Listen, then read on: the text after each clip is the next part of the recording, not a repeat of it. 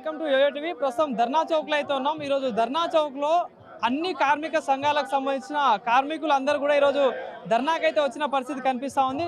So ఏదైతే లేబర్లకు సంబంధించిన కొత్తగా విధించిన 4 కోడ్లు రద్దు చేయాలి, అదేవిధంగా పెన్షనర్ సంబంధించిన కొత్తగా విధించిన చట్టం కూడా రద్దు చేయాలంటూ కూడా ఈరోజు వాళ్ళందరూ ధర్నాకైతే వచ్చిన పరిస్థితి కనిపిస్తూ ఉంది. సో ఇక్కడ మనతో పాటు మాట్లాడడానికి all India retired railway men's federation సంబంధించిన కార్మికులందరూ కూడా ఉన్నారు. సో మరి ఏదైతే పెన్షన్ సంబంధించిన కొత్త చట్టం, అదేవిధంగా ఏదైతే లేబర్లకు సంబంధించిన 4 కోడ్లు రద్దు చేయాలంటూ వాళ్ళు ప్రధానంగా డిమాండ్ చేసుకొని ఈరోజు భారీ ఎత్తున దగ్గర కొన్ని వేలాది మంది ఇక్కడికైతే వచ్చిన పరిస్థితి కనిపిస్తూ ఉంది. సో మాట్లాడించే ప్రయత్నం మనతో పాటు. సార్ ఏంటి సార్ ఈరోజు ఇంత భారీ ఎత్తున కార్మికులందరూ రోడ్ ఎక్కారు? సో మీరు అన్ని బంద్ చేసి కూడా వచ్చిన పరిస్థితి ఏంది సమస్య ఏంది?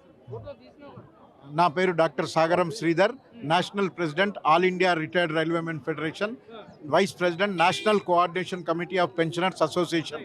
ఈరోజు భారతదేశంలో ఉన్న కార్మికులు, కర్షకులు ఒక 25 కోట్ల మంది ఈరోజు దేశవ్యాప్తంగా సమ్మెలో పాల్గొంటున్నారు. ఇది దేశవ్యాప్తంగా భారత్ బంద్ అని చెప్పి కార్మిక వర్గం 10 కార్మిక సంఘాలు ఈరోజు పిలుపునిచ్చాయి. ఇది మే 20వ తారీఖు జరగవలసి ఉండింది. మే 20వ తారీఖు మనకి దానికన్నా ముందు ఏదైతే పెహల్గాంలో అటాక్ జరిగిందో, టెర్రరిస్ట్ అటాక్ జరిగిందో, దానికి సంబంధించింది దేశ పరిస్థితి అప్పుడు బాగలేదని చెప్పేసి దాన్ని పోస్ట్పోన్ చేసి ఈరోజు 9వ తారీఖు జూలై ఇక్కడ అన్ని చోట్ల, దేశంలో అన్ని చోట్ల కూడా జరుగుతుంది. దీనికి national coordination committee of pensioner association తరఫున మేము ఆల్ ఇండియా పెన్షనర్స్ అందరూ కూడా దీనికి సానుభూతి తెలుపుతున్నాము. మా సమస్యలు కూడా ఉన్నాయి, పెన్షనర్ సమస్యలు కూడా ఉన్నాయి. వారు 15 సమస్యల మీద, ఈరోజు 15 డిమాండ్స్ మీద దేశవ్యాప్తంగా సమ్మె జరుగుతుంది.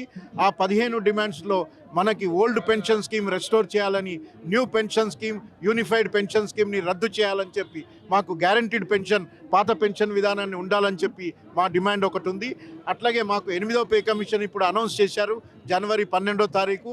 మేము ఎన్నో ధారణా కార్యక్రమాలు జంతర్ మంతర్ దగ్గర, రామ్లీలా మైదాన్ దగ్గర చేసిన తర్వాత వారు జనవరి 12వ తారీఖు 8వ పే కమిషన్ పార్లమెంట్లో అనౌన్స్ చేసి, క్యాబినెట్ అనౌన్స్ చేసిన తర్వాత ఇప్పటి వరకు చైర్మన్ని అనౌన్స్ చేయలేదు.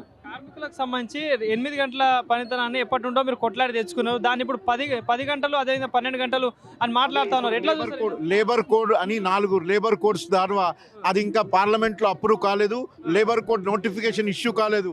కానీ కూడా ఈరోజు తెలంగాణ ప్రభుత్వం కానీ ఇతర ప్రభుత్వాలు ఈ 8 గంటల పని విధానాన్ని రద్దు చేసి 10 గంటల పని విధానము, 12 గంటల పని విధానం అని అమల్లోకి చేస్తున్నారు.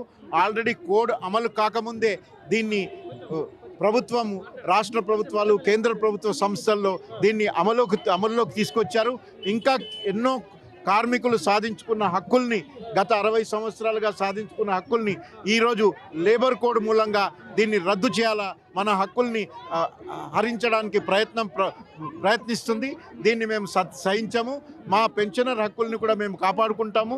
అట్లాగే ఏదైతే కార్మికులు ఉన్నారో ఈరోజు ఆ కార్మిక చట్టాల్లో ఏదైతే మార్పులు తీసుకొస్తున్నారో లేబర్ కోడ్ పేరుతోని, దీంతో తీవ్ర అన్యాయం కార్మిక వర్గానికి, రాబోయే తరానికి కూడా చాలా అన్యాయం జరుగుతుందని చెప్పేసి మేము సీనియర్ సిటిజన్స్ కూడా భావిస్తూ ఈరోజు సంఘీభావం తెలుపుతున్నాము. మా పెన్షనర్ సమస్యలు 8వ పే కమిషన్లో ఇప్పటిదాకా విధి విధానాలు అనౌన్స్ చేయలేదు, చైర్మన్ అనౌన్స్ చేయలేదు.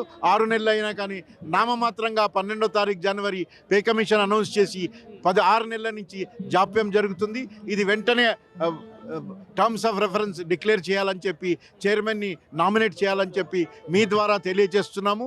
ఇదే కాకుండా ఏదైతే వ్యాలిడేషన్ ఆఫ్ పెన్షన్ రూల్స్ అని పెన్షనర్స్ని విభజించే కార్యక్రమం చేపట్టారో, పెన్షనర్ని విభజించొద్దు, మేము సాధించుకున్న హక్కుల్ని, దీనికి మనము రాజ్యాంగంలో ఆర్టికల్ 14కి వ్యతిరేకంగా నకారా జడ్జిమెంట్ 1982లో వచ్చిన సుప్రీంకోర్టు జడ్జిమెంట్కి వ్యతిరేకంగా ఈరోజు సీనియర్ సిటిజన్ పెన్షనర్ని హక్కుల్ని సరించడానికి కేంద్ర ప్రభుత్వం ప్రయత్నిస్తుంది. దీన్ని అడ్డుకోవడానికి ఈరోజు లక్షలాది మంది దేశవ్యాప్తంగా సమ్మె చేస్తున్నారు.